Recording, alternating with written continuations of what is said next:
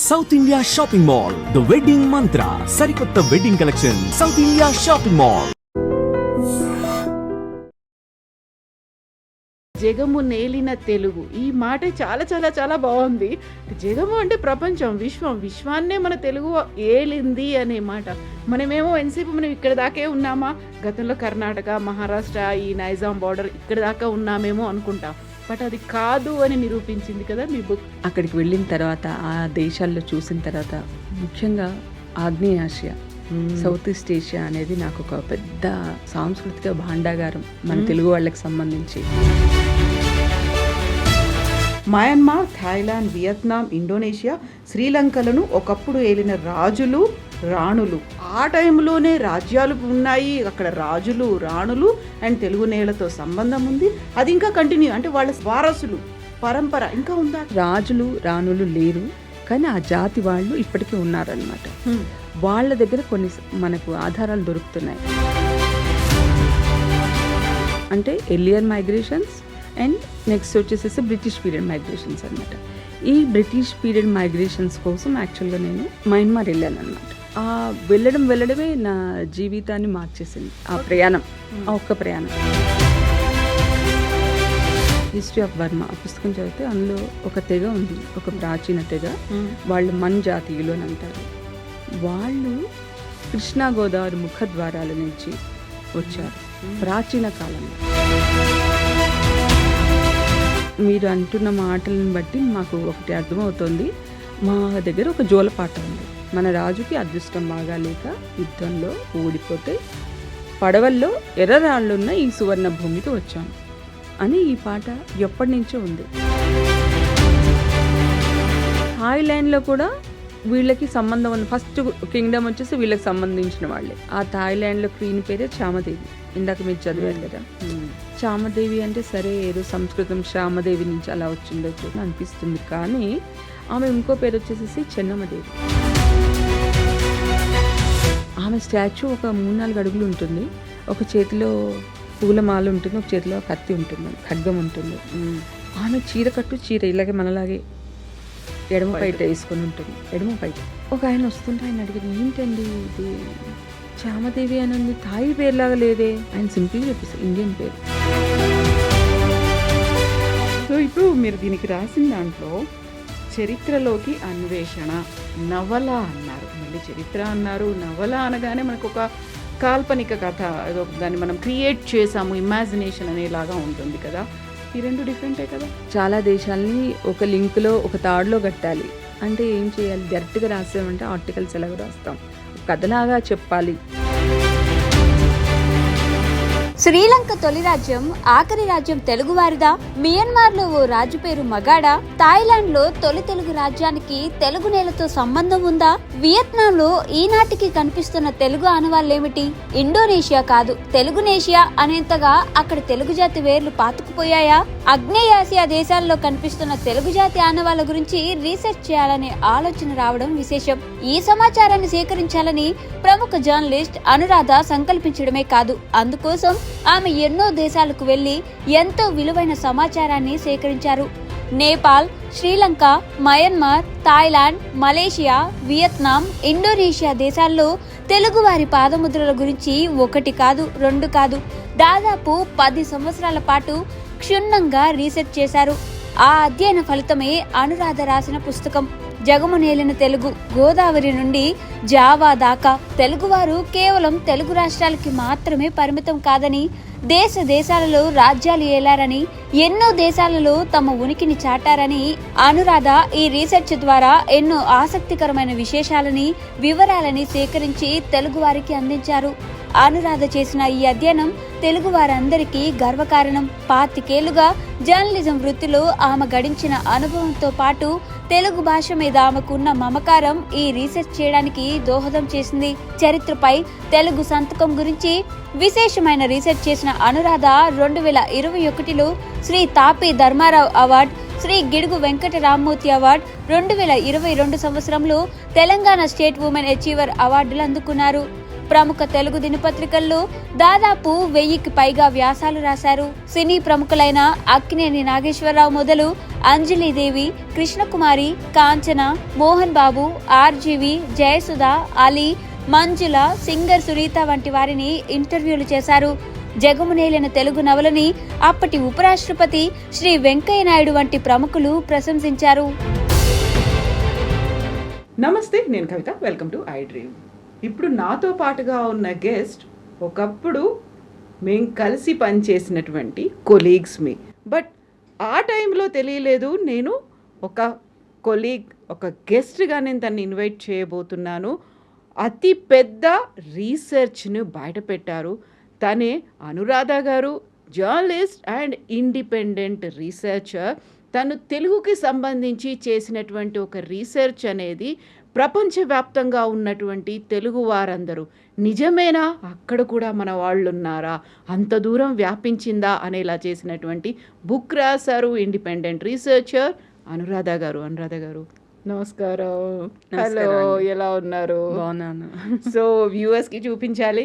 జగము నేలిన తెలుగు, ఇదే బుక్ తను రాశారు. యాక్చువల్గా మనము భారతదేశం గురించి మాట్లాడుకుంటాం. భారతదేశం ఎంతవరకు విస్తరించింది అనేది అది చాలా వరకు తెలుసు. దానికి సంబంధించి చరిత్ర ఉంది, ఆనవాళ్ళు ఇవన్నీ కనిపించినప్పటికి కూడా తెలుగుకి సంబంధించి చూసుకుంటే నిజంగా ఇంత చరిత్ర ఉందా? ఆ దేశాల్లో అన్ని వేల కిలోమీటర్ల దూరంలో కూడా మన తెలుగు వాళ్ళు ఉన్నారా? అక్కడ ఉన్నటువంటి రాజ్యాలు, రాణులు, రాజులు, ఆ వంశాలు, పరంపర ఇప్పటికీ కొనసాగుతోంది అనే విషయాలన్నింటినీ బయటపెట్టారు ఈ బుక్లో. అందులో గోదావరి నుంచి జావా దాకా, సో ఎక్కడెక్కడ మన వాళ్ళు విస్తరించి ఉన్నారు. యాక్చువల్గా వాళ్ళ నుంచి మనం దూరం అయ్యామా, మన నుంచి వాళ్ళు దూరం అయ్యారా?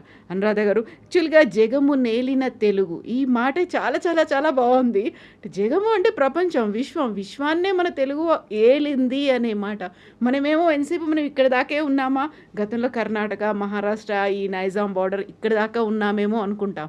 బట్ అది కాదు అని నిరూపించింది కదా మీ బుక్. యాక్చువల్గా ఈ ఆలోచన ఏంటి, అసలు ఎందుకు వచ్చింది? అది అక్కడ దేశాలు మీలాగే నాకు కూడా తెలీదు. యాక్చువల్గా మనం తెలుగు అంటే ఈ 2 స్టేట్స్ అంతే అనుకున్నాను నేను కూడా. బట్ అక్కడికి వెళ్ళిన తర్వాత ఆ దేశాల్లో చూసిన తర్వాత ముఖ్యంగా ఆగ్నేయాసియా, సౌత్ ఈస్ట్ ఏషియా అనేది నాకు ఒక పెద్ద ఏమంటారు సాంస్కృతిక భాండాగారం మన తెలుగు వాళ్ళకి సంబంధించి. ఎన్నో లింక్స్ అక్కడ అసలు ప్రతి ఒక్క చోట అసలు నన్ను పలకరించవా అన్నట్టుగానే ఉన్నాయి. అక్కడ చారిత్రక ఆనవాళ్ళు, అక్కడ శిల్పాలు, అలాగే లిపి. సో ఆ దేశాల్లో అలా తిరుగుతూ ఉంటే అరే మనం ఎంత గొప్ప వాళ్ళం. క్రీస్తు పూర్వం అంటే 2500 సంవత్సరాల క్రితమే మన వాళ్ళు అక్కడికి వెళ్ళారు. ఆ ఆనవాళ్ళు ఇంకా ఉన్నాయి. అక్కడ వెళ్ళి రాజ్యాలు స్థాపించారు. అయితే క్రమేణా ఏమవుతుందంటే ఇప్పుడు మాత్రం ఏమంటారంటే ఇన్ఫ్లుయెన్స్లోకి వెళ్ళారు. హిందూ ఇన్ఫ్లుయెన్స్కి వెళ్ళిన కంట్రీస్ అని అంటున్నారు, కానీ ఒకప్పుడైతే హిందూ వలస రాజ్యాలు అని అన్నారు అనమాట. సో వాటన్నిటిలో కూడా మన ఆనవాళ్ళు ఉన్నాయి. దానికి సంబంధించి చెప్పాలని నేను డైరెక్ట్గా రాసేసాను, జగము నేలిన తెలుగు. మళ్ళీ ఇంక వేరే ఎందుకు, క్లియర్గా ఉంది. మన శిల్పం, మన లిపి, మన కట్టు అంటే మన కట్టు బొట్టు అన్నీ ఉన్నాయి అక్కడ. క్లియర్గా ఉన్నప్పుడు మనది కాదు అని ఎందుకు అనుకోవాలి మనం, మనదే కదా. సో జగం నేలిన తెలుగు, గోదావరి నుంచి జావా దాకా. గోదావరి అంటే ఇక్కడ పరివాహక ప్రాంతాలు, ఇక్కడ నుంచి అక్కడ జావా అంటే సుమత్రా అంతవరకు నేను వెళ్ళాను యాక్చువల్గా. సో దానికి సంబంధించి అలా రాశాను అనమాట, గోదావరి నుంచి జావా దాకా. బియాండ్ కూడా ఉందా? ఇంకా ఉంది చాలా. ఎక్కడి దాకా అంటే చాలా ఉంది. చాలా దేశాల్లో విస్తరించి ఇప్పటికీ కూడా ఉంది. ఇందులో మీరు బుక్ వెనకాల రాసిన దాంట్లో మగాడు, ఒక్కలప్ప, చామదేవి, నూకరాజు, సన్నరాజు, వెంకటరంగమ్మ సాధారణమైన పేర్లు కావు. మయన్మార్, థాయిలాండ్, వియత్నాం, ఇండోనేషియా, శ్రీలంకలను ఒకప్పుడు ఏలిన రాజులు, రాణులు. ఈ పేర్లు ఆయా దేశాల్లో ప్రాచీన రాజ్యాలకు తెలుగు నేలతో దగ్గరి సంబంధం ఉందనడానికి గట్టి సాక్ష్యాలు. సో ఆ టైంలోనే రాజ్యాలు ఉన్నాయి, అక్కడ రాజులు, రాణులు అండ్ తెలుగు నేలతో సంబంధం ఉంది. అది ఇంకా కంటిన్యూ, అంటే వాళ్ళ వారసులు పరంపర ఇంకా ఉందా అక్కడ? లేదు. ఆ వారసు పరంపర అనేది యాక్చువల్గా ఆ దేశాలు కూడా తారుమారైపోయాయి. పరిస్థితులు, ఆనాటి పరిస్థితులు లేవు. ఇప్పుడు శ్రీలంక తీసుకుంటే శ్రీలంక కూడా మనలాగే బ్రిటిష్ వాళ్ళ చేతుల్లోకి వెళ్ళిపోయింది. ఆ తర్వాత ఆఖరి రాజ్యం అనమాట అక్కడ మనది, అది పోయింది. కాకపోతే అక్కడ వాళ్ళు బందీలుగా అయ్యారు. లాస్ట్కి ఇక్కడ వచ్చి మన రాయవెల్లూరు దగ్గర కొంతమంది ఉన్నారు వాళ్ళకి సంబంధించిన వాళ్ళు, కానీ ఇంకా ఆయన కూడా చనిపోయారు. లాస్ట్ ఆఖరి రాజు కూడా చనిపోయారు ఈ మధ్య. ఇంకా థాయిలాండ్లో, మయన్మార్లో వచ్చేసేసి అవన్నీ కూడా ప్రాచీన రాజ్యాలు. సో అప్పటి వాళ్ళు ఉన్నట్టుగా లేరు. కాకపోతే ఆ జాతుల వాళ్ళు ఉన్నారు. ఆ జాతి వాళ్ళు అంటే రాజులు రాణులు లేరు, కానీ ఆ జాతి వాళ్ళు ఇప్పటికీ ఉన్నారనమాట. వాళ్ళ దగ్గర కొన్ని మనకు ఆధారాలు దొరుకుతున్నాయి. వాటిని బట్టి వీళ్ళు మనవాళ్లే అని అనుకోవచ్చు అనమాట. ఆ హిస్టరీ పుస్తకాల్లో చూస్తున్నా, లేకపోతే వాళ్ళతో మాట్లాడితే, వాళ్ళ ఆచార్యాలని వ్యవహారాలని పరిశీలిస్తే మనలాగే అనిపిస్తుంది అనమాట. సో వాళ్ళు మాట్లాడే తెలుగు కూడా మనలాగే ఉంటుందా? స్లాంగ్ అలా తెలుగు మాట్లాడట్లేదు ఎక్కడ కూడా. ఒక శ్రీలంకలో తప్పిస్తే వేరే ఏ దేశాల్లో కూడా తెలుగు మాట్లాడట్లేదు. నేను వెళ్ళింది Sri Lanka, Myanmar, Thailand, Vietnam, Malaysia, Indonesia. So ఈ దేశాలలో ఇప్పుడు యాక్చువల్గా నేను చేస్తున్నది ఏంటంటే వలసల మీద అధ్యయనం చేస్తున్నాను. వలసలు అంటే మనకేమనిపిస్తుంది, ఫస్ట్ పూర్వకాలంలో వలసలు అంటే ప్రాచీన కాలంలో జరిగినటువంటి మైగ్రేషన్స్, ఆ తర్వాత బ్రిటిష్ పీరియడ్ మైగ్రేషన్స్, ఆ తర్వాత సాఫ్ట్వేర్ మైగ్రేషన్స్, ఈ అమెరికా మిగిలిన దేశాలు ఈ మధ్య వెళ్తున్నారు కదా అవన్నమాట. సో నేనేం చేస్తున్నాను, నేను ఫస్ట్ 2 అంటే ఎర్లియర్ మైగ్రేషన్స్ అండ్ నెక్స్ట్ వచ్చేసేసి బ్రిటిష్ పీరియడ్ మైగ్రేషన్స్ అనమాట. ఈ బ్రిటిష్ పీరియడ్ మైగ్రేషన్స్ కోసం యాక్చువల్గా నేను మయన్మార్ వెళ్ళాను అనమాట. ఆ వెళ్ళడమే నా జీవితాన్ని మార్చేసింది ఆ ప్రయాణం, ఆ ఒక్క ప్రయాణం. మయన్మార్ వెళితే యాక్చువల్గా వెళ్ళే ముందు నేనేం చేశానంటే, అక్కడ బ్రిటిష్ పీరియడ్ అంటే 150 years బ్యాక్ వెళ్ళినటువంటి అంటే కూలీలుగా చెరుకు తోటల్లో వాటిల్లో పనులు చేయడానికి వెళ్ళిన వాళ్ళని ఇంటర్వ్యూలు చేద్దామని వెళ్ళాను. సుమారు 100,000 మంది ఉన్నారు అక్కడ తెలుగు వాళ్ళు, ఇప్పటికీ తెలుగు సంతతి వాళ్ళు. శ్రీకాకుళం, విజయనగరం, విశాఖపట్నం ఆ జిల్లాల నుంచి వెళ్ళిన వాళ్ళు అనమాట వాళ్ళందరూ ఎక్కువగా. సో యాక్చువల్గా వాళ్ళని ఇంటర్వ్యూ చేయడానికి వెళ్ళాను. వాళ్ళని ఇంటర్వ్యూ చేయడానికి వెళ్ళినప్పుడు నేను హిస్టరీ చదవడం మనకు మామూలుగా అలవాటు. సో నేను హిస్టరీ ఏంటి అనేది తీసాను అనమాట. తీస్తే అందులో బర్మా హిస్టరీ ఆఫ్ బర్మా ఆ పుస్తకం చదివితే అందులో ఒక తెగ ఉంది, ఒక ప్రాచీన తెగ. వాళ్ళు మన్ జాతీయులు అని అంటారు. వాళ్ళు కృష్ణా గోదావరి ముఖద్వారాల నుంచి వచ్చారు ప్రాచీన కాలంలో అని ఒకటి దొరికిందనమాట. ఇదేంటి కృష్ణా గోదావరి అని అంటారు ఏమిటి అనేసి ఇంకా చూస్తే వాళ్ళని తైలంగులు అని అనేవాళ్ళు. తలైంగులు ఎందుకు అని అంటే, తలైంగులు అనడానికి కారణం వాళ్ళు తెలంగాణ నుంచి వచ్చారు అనేసి. ఓకే అని ఇదంతా ఎవరు రాశారు, బర్మాకి లెఫ్టినెంట్ గవర్నర్గా చేసినటువంటి సర్ ఆర్థర్ ఫెయిర్ అనే ఆయన రాశారనమాట. ఆయన హిస్టరీ ఆఫ్ జావా రాశారు. సో నేను ఇంకా చాలా ఆశ్చర్యపోయాను, ఇదేంటి అనేసి. సో వాళ్ళని ఎట్లయినా కలవాలి, వీళ్ళని ఎలాగో కలుస్తాను, బ్రిటిష్ పీరియడ్ తెలుగు వాళ్ళని ఎలాగో కలుస్తాను, వీళ్ళని కూడా ఈ మన్ జాతీయులను కూడా కలవాలి అనేసి అనుకున్నాను. సో అక్కడ మన్ స్టేట్ అని కూడా ఒకటి ఉందన్నమాట బర్మాలో ఇప్పటికీ ఒక 10 లక్షల మంది అనమాట వాళ్ళ జనాభా. సో వాళ్ళ రాజధాని మౌల్వీన్ అని ఉంటుంది. ఆ మౌల్వీన్కి వెళ్ళాను అనమాట. మౌల్వీన్కి వెళితే వాళ్ళని కలవడానికి వెళితే అక్కడ మామూలుగా మనకు భాష రాదు కదా. సో తెలుగు వాళ్ళలో ఒక పెద్ద ఆయన కరియప్పారావు గారు ఉన్నారు. సో ఆయనను తీసుకువెళ్ళాను అనమాట. వాళ్ళతో మాట్లాడాలి అంటే ఆయన ముందే చెప్పారు, అమ్మ ఇప్పుడు బర్మా దేశం మొత్తంలో తలైంగులు అనే మాట నిషిద్ధం, అది మాట్లాడకూడదు. అది ఎందుకు అనంటే ఎవరికి తెలీదు, అది నిషిద్ధం అయిపోయింది దాదాపు 100 ఏళ్ళలో. సో నువ్వు ఆ పేరు ఎత్తకూడదు, ఎందుకంటే వాళ్ళందరూ గెరిల్లా యుద్ధాలు చేసిన వాళ్ళు, చాలా సాయుధ పోరాటాల్లో పాల్గొన్న వాళ్ళు. చాలా కోపం వస్తే మనకు మంచిది కాదు. సో నువ్వు ఆ మాట మాత్రం ఎత్తకుండా నువ్వు మన చరిత్ర గురించి ఎంతైనా మాట్లాడుకో ఓకే అని అన్నారు. అంటే సరే అని చెప్పేసి ఓకే వెళ్ళేసి ఇలా అని అడిగాను అనమాట. అడిగితే వాళ్ళు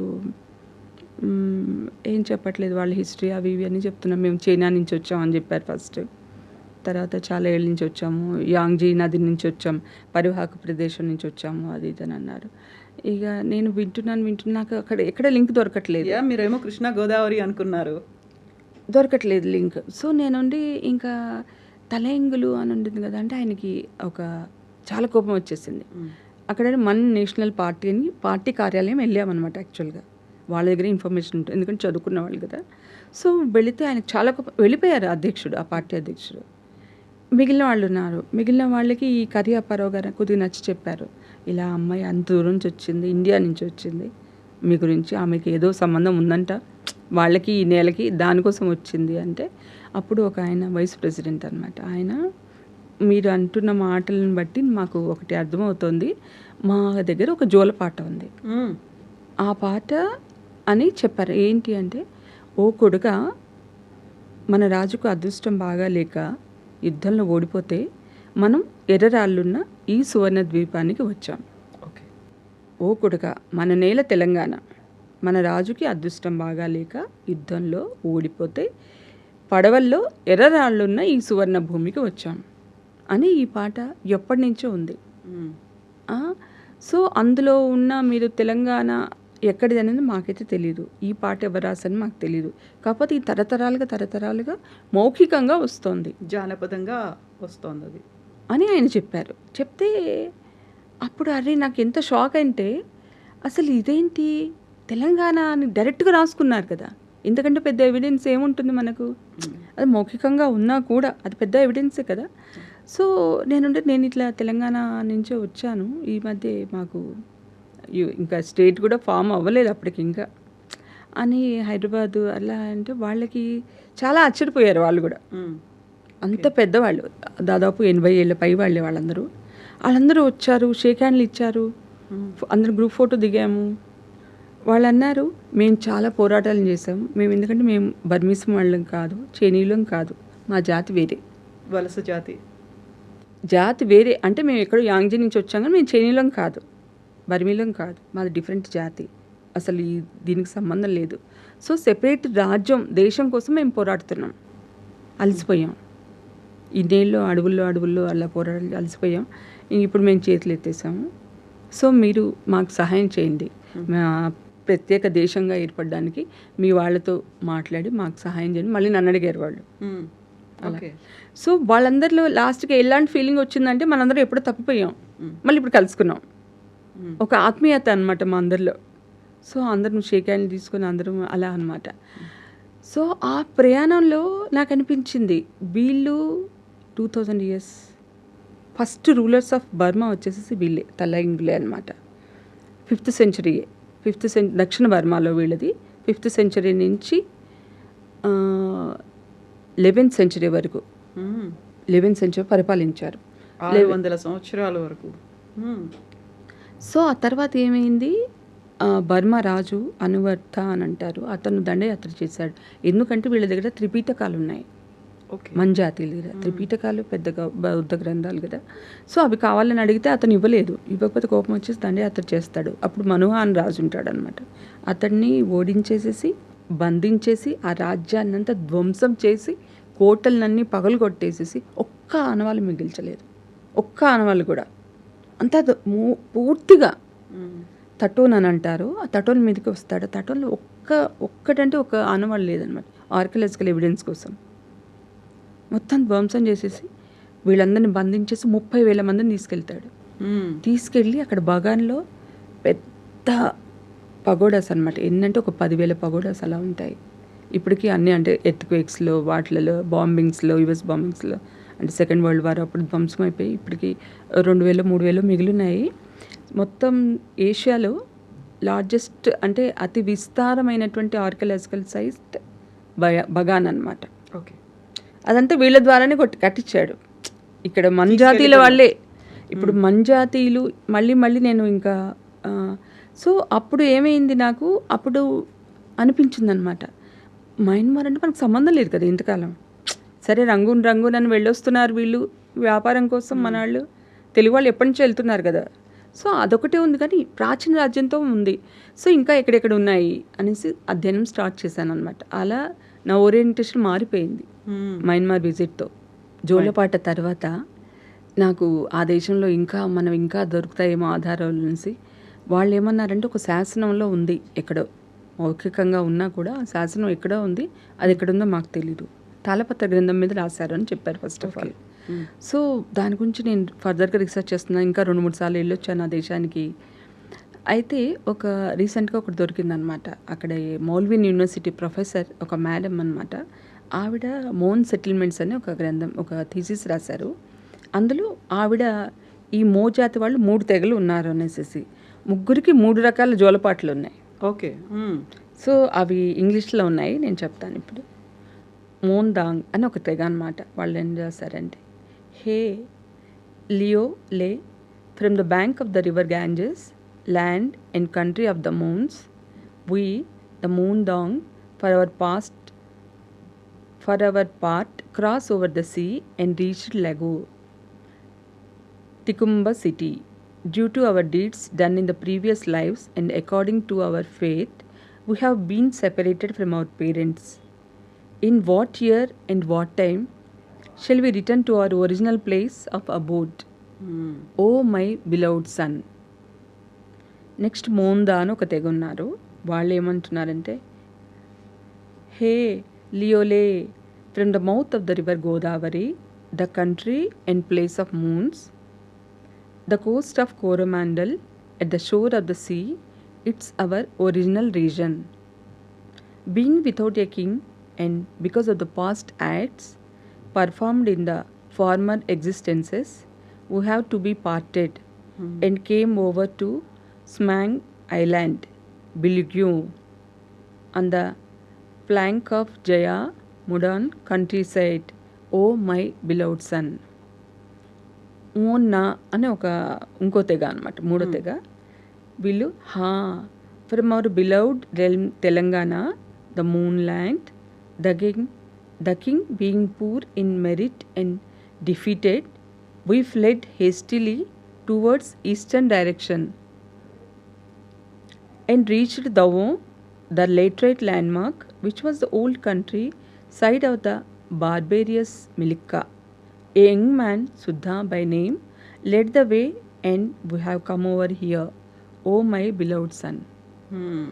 3 రకాలు. ఆ 3 రకాల్లో మోన్నా అనేవాళ్ళు చాలా పవర్ఫుల్ అనమాట. ఆ మోన్నా దాంట్లో తెలంగాణ అని ఉంది, ఇంకో దాంట్లోనేమో గోదావరి అని ఉంది, ఇంకో దాంట్లో గంగా అని ఉంది. అంటే అంత ఈస్ట్ కోస్ట్ వాళ్ళే. ఇక్కడ నుంచి మేము వెళ్ళాము, అక్కడి దాకా వచ్చాము, మళ్ళీ మేము మాతృభూమితో కలవాలనుకుంటున్నాము అనేది జోలపాటల్లో అది తరతరాలుగా వస్తోంది, పిల్లలకి నేర్పిస్తున్నారు. బట్ ఎక్కడి నుంచి వచ్చారు ఏంటి అనేది పర్టికులర్గా అందులో మెన్షన్ చేసి లేదు. ఇందులో ఈ లాస్ట్ దాంట్లో సుద్ధా అని ఉంది. సుద్ధా అనేవాడు లీడ్ చేశాడు మమ్మల్ని. ఆ తెలంగాణ అది సుద్ధా అనేవాడు ఇక్కడెక్కడ ఉన్నాడు అనేది మనకు తెలియదు. సో దానికి ఆర్కియలాజికల్గా చాలా హిస్టరీ పరంగా ఇంకా మనం తవ్వి తీయాల్సింది చాలా చాలా ఉంది, చాలా చాలా ఉంది. సో ఇదంతా ఈ 3 జోలపాటల్లో క్లియర్గా ఉంది. అక్కడ యాక్చువల్గా దవ్వో అనేది ఊరు ఉంది, టౌన్ ఉంది అక్కడ. వీళ్ళు వెళ్ళిన ప్లేస్ బెలిగ్డ్యూ అని అన్నాడు, అది కూడా ఉంది, ఆ ద్వీపం ఉంది అక్కడ. సో అవన్నీ ఉన్నాయి, కానీ ఇక్కడే ఏంటి అనేది చెప్పట్లేదు. ఆ లింక్ అనేది ఒకటి కలవాలి చెప్పడానికి ఎవరూ లేరు అక్కడ, సాక్ష్యాలు కూడా మిగిలి లేవు, చరిత్రలో లేదు, అది మౌఖికంగా ఉంది. ఆ తాళపత్ర గ్రంథాలు ఎక్కడున్నాయో కూడా తెలియటం లేదు. సో దానికి సంబంధించి ఇంకా ఫర్దర్గా చేయాలి. కాకపోతే ఇంత పెద్ద ఎవిడెన్స్ ఇది కాదనడానికి ఎలా అవుతుంది? సో ఈ మోన్ వాళ్ళు మన వాళ్ళే అని ఒక ఏమంటారు ఆత్మీయత అభిమానం ఏదో పెరిగిపోయింది నాకు వాళ్ళ మీద. సో వాళ్ళు ఎక్కడెక్కడ ఏమిటి అని చూస్తే వాళ్ళు సౌత్ ఈస్ట్ ఏషియాలోనూ చాలా గొప్పవాళ్ళు. Greeks of south east Asia అని వాళ్ళకి పేరు. లావోస్లో ఉన్నారు, థాయిలాండ్లో ఉన్నారు, కాంబోడియాలో ఉన్నారు, అలా ఎక్కడెక్కడంటే అక్కడ విస్తరించున్నారు వాళ్ళు. సో థాయిలాండ్లో కూడా వీళ్ళకి సంబంధం ఉంది. ఫస్ట్ కింగ్డమ్ వచ్చేసి వీళ్ళకి సంబంధించిన వాళ్ళే. ఆ థాయిలాండ్లో క్వీన్ పేరే చామదేవి. ఇందాక మీరు చదివారు కదా, చామదేవి అంటే సరే ఏదో సంస్కృతం శ్యామదేవి నుంచి అలా వచ్చిండొచ్చు, శ్యామ నుంచి చామ అయిండొచ్చు అని అనిపిస్తుంది. కానీ ఆమె ఇంకో పేరు వచ్చేసి చెన్నమ్మదేవి. ఓకే, చెన్నమ్మదేవి అనగానే మనకి కర్ణాటక తెలంగాణ ఇలాంటి బార్డర్లో ఉండే పేరు కనిపిస్తుంది, చెన్నకేశవ స్వామి. ఎగ్జాక్ట్లీ. చెన్నయ్య, ఎంతమంది ఉన్నారు ఇలాగా ఆ పేర్లు ఉన్న వాళ్ళు. సో ఆమె ఇంకా అసలు ఆమె పేరు oh god, first ruler of Thailand అంటే నార్థన్ థాయిలాండ్లో ఉంటుందన్నమాట ఈవిడ, 7th century. సో ఆవిడ కోసం నేను థాయిలాండ్ వెళ్ళాను. వెళ్ళేసేసి సరేలే అక్కడ థాయిలాండ్లో చామదేవి మెమోరియల్ పార్క్ అని ఒకటి ఉందన్నమాట. ఫస్ట్ అక్కడికి వెళ్ళాను. నార్థన్ థాయిలాండ్లో చియాంగ్ మై అనే ఒక ప్లేస్ ఉందన్నమాట. ఆ చియాంగ్ మై అంటే నెక్స్ట్ బ్యాంకాక్ తర్వాత పెద్ద నగరం చియాంగ్ మై థాయిలాండ్లో. హిల్లీ ఏరియా, చాలా బాగుంటుంది, చల్లగా ఉంటుంది. సో ఆ చియాంగ్ మైకి 30 కిలోమీటర్స్ దూరంలో లంపూన్ అని ఒక ప్లేస్ ఉందన్నమాట. ఆ లంపూన్లో ఈవిడ రాజ్యం ఉండేది 7th సెంచరీలో. సో అక్కడ చామదేవి మెమోరియల్ పార్క్ అని ఉంది. సో నేను అనుకున్నాను అక్కడికి వెళ్ళి చూద్దాం అని వెళ్ళాను. వెళ్తే మనం మామూలుగా పార్క్కి ఏం చేస్తాం, వెళ్ళేసి ఊరికి అలా తిరిగేసి వచ్చేస్తాం. అక్కడ అలా లేదు. పూలు, పండ్లు, బుట్టలు అగరబత్తులు తీసుకొస్తున్నారు, వెలిగిస్తున్నారు. ఆమె ముందర ఇలా అని కూర్చుంటున్నారు. ఆమె స్టాచ్యూ ఒక 3-4 అడుగులు ఉంటుంది.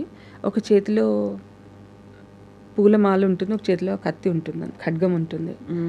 ఆమె చీర ఇలాగే మనలాగే ఎడమ పైట వేసుకొని ఉంటుంది, ఎడమ పైట. సో షాక్ అయ్యాను నేను. ఫస్ట్ ఆఫ్ ఆల్ ఎవరో వచ్చారు, ఒక వైఫ్ అండ్ హస్బెండ్ లాగా యంగ్ కపుల్. ఆమె కళ్ళు మూసుకొని కానీ నీళ్ళు కారిపోతున్నాయి అనమాట. నాకు అసలు షాక్ అయిపోయింది. ఏంటి వీళ్ళు ఏం చేస్తున్నారు? ఆమె దేవతలా అనుకుంటున్నారా? ఆమె ఉట్టి రానే కదా అని అనుకున్నాను.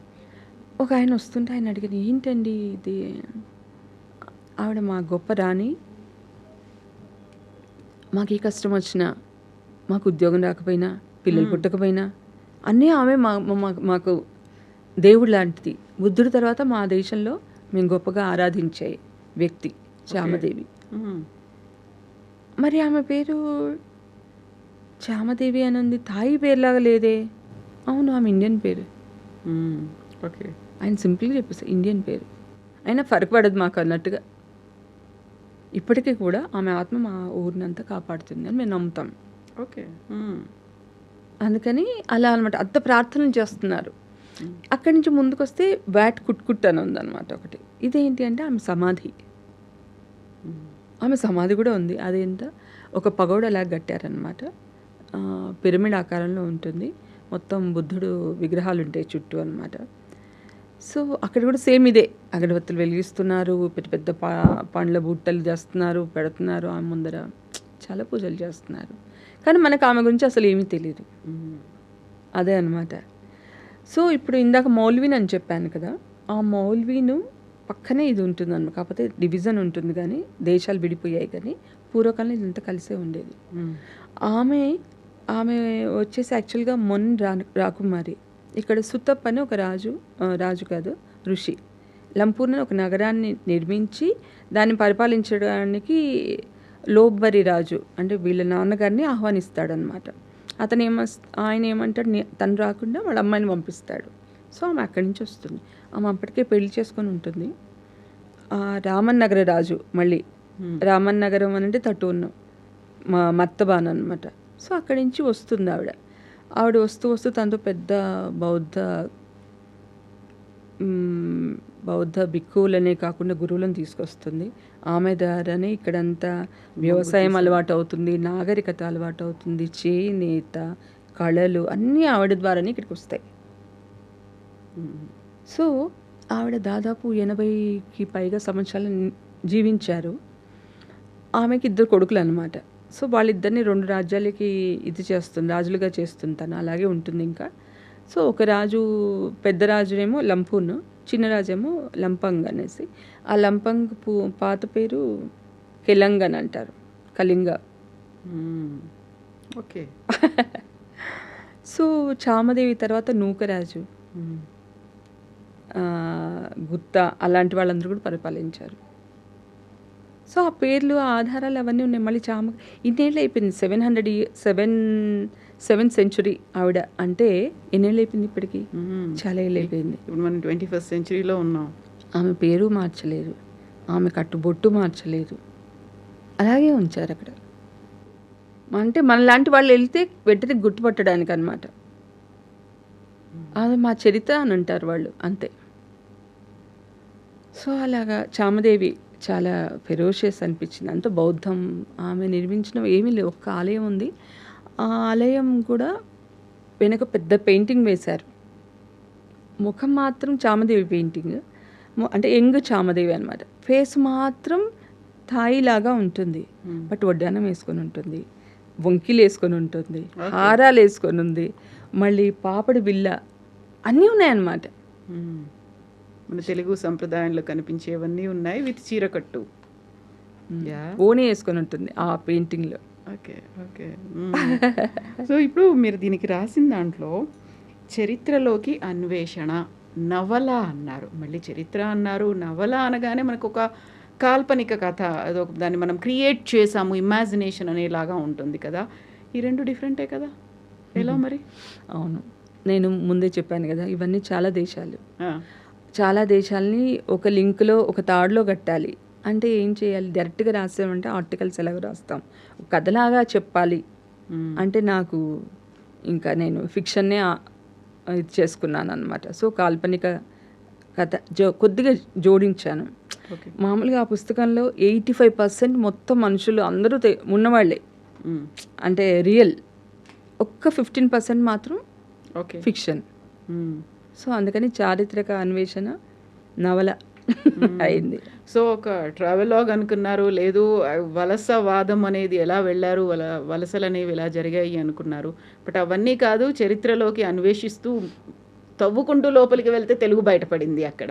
అండ్ మీరు ప్రచురించింది కూడా తెలుగు జాతి ట్రస్ట్ అని పెట్టుకున్నారు. పలు నెలవులకు పలుకు ఒక్కటే. ఎవరిది ఇది? తెలుగు జాతి ట్రస్ట్ విజయవాడ కేంద్రంగా ఉన్నారనమాట. దీనికి కూడా ప్రత్యేకంగా వాళ్ళనే సెలెక్ట్ చేసుకున్నారా? లేదు, వాళ్ళు ముందు వచ్చారు. యాక్చువల్గా నేను ఈ నవల ధారావాహికగా రాశాను. ఫస్ట్ అమ్మనుడి అని ఒక మ్యాగజైన్ ఉంది వీళ్ళది, తెలుగు జాతి ట్రస్ట్ వాళ్ళది. సో వాళ్ళు పంపగానే వాళ్ళు ఫస్ట్ వేసుకున్నారనమాట. తర్వాత వాళ్ళే పబ్లిష్ చేస్తామని అన్నారు. సో అలా అందులో నుంచి వచ్చేసింది అలాగా. సో ఇప్పటిదాకా తెలుగుకి సంబంధించి బోల్డ్ అంతమంది చారిత్రకారులు ఉన్నారు, కవులు ఉన్నారు, కళాకారులు ఉన్నారు. మనకి ముందు నుంచి కూడా కవిత్రయం అనేది ఉంది, అంతకు ముందు నుంచి కూడా మన రాజులు పెంచి పోషించారు. ఇవన్నీ అనేవి వీటన్నిటికీ సంబంధించి అక్కడో ఇక్కడో ఆధారాలు ఆనవాళ్ళు అనేవి కనిపిస్తూ వస్తున్నాయి.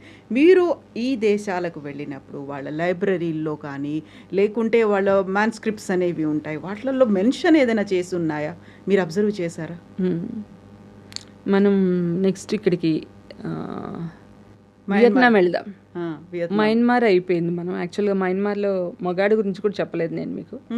మగాడు ఫస్టే అనుకున్నాం కదా, అది తను 14th century రాజు అనమాట. రాజు పేరు మగాడు. ఓకే. అతను సామాన్యుడే, అతి సామాన్యుడే. తర్వాత రాజుగా అవుతాడు. చాలా రాజుగా సింహాసనం అధిష్ఠించేటప్పుడు అతని పేరు వరేరు అని మార్చారనమాట. ఓకే. వరేరు అంటే ఆకాశం నుంచి ఊడిపడినవాడు. మామూలుగా రాజులు అంటే రక్త సంబంధికులే అవుతారు కదా, ఆ వంశంలో వాళ్ళు కాదు.